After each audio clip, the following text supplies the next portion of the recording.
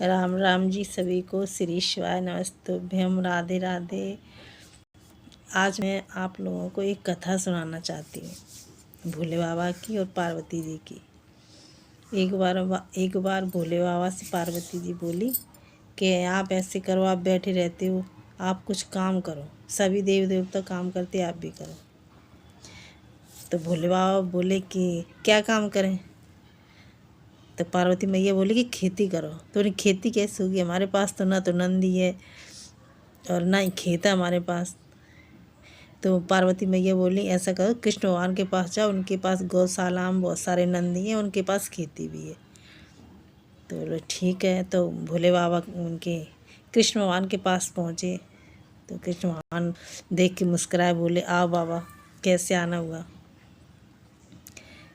तो भोले बाबा बोले कि हमें कुछ काम करना है। बोले क्या काम करना है। कि खेती करनी है।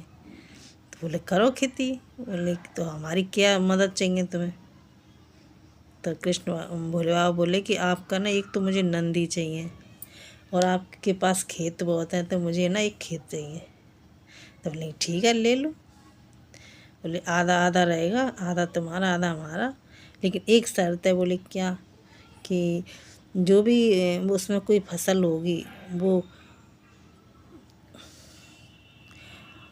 ऊपर की फसल हमारी रहेगी, नीचे की तुम्हारी रहेगी। तो कृष्ण भगवान बोले ठीक है। तो बोले क्या बोए। बोले कि वो दो आलू। तो मैंने भोले बाबा ने आलू की फसल करी। आलू की फसल करी। तो जब आलू खोदने का टाइम आया तो वो कृष्ण भगवान बोले कि बाबा ऊपर ऊपर की फसल आप ले लो और नीचे की मैं दे दो। तो भोले बाबा ने जो आलू के जो ऊपर का पेड़ हो तो पेड़ सारा बोरी में भर लिया और आलू कृष्ण भगवान ने ले लिए। अब भोले बाबा पहुँचे पार्वती मैया के पास। पार्वती मैया बोले कि हाँ आ गई फसल। बोले हाँ। बोले ये लो। कि ये क्या है। कि तुम मैंने तो कही थी कि ऊपर ऊपर की तुम लेना और नीचे नीचे कृष्ण भगवान को देना। बोले देखो हमने कही थी ना कि वो कृष्ण भगवान बहुत चालू है।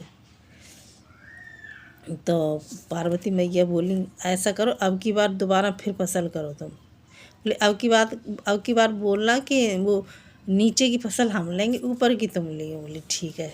दोबारा से भोले बाबा फिर गए उनके कृष्ण भगवान के पास।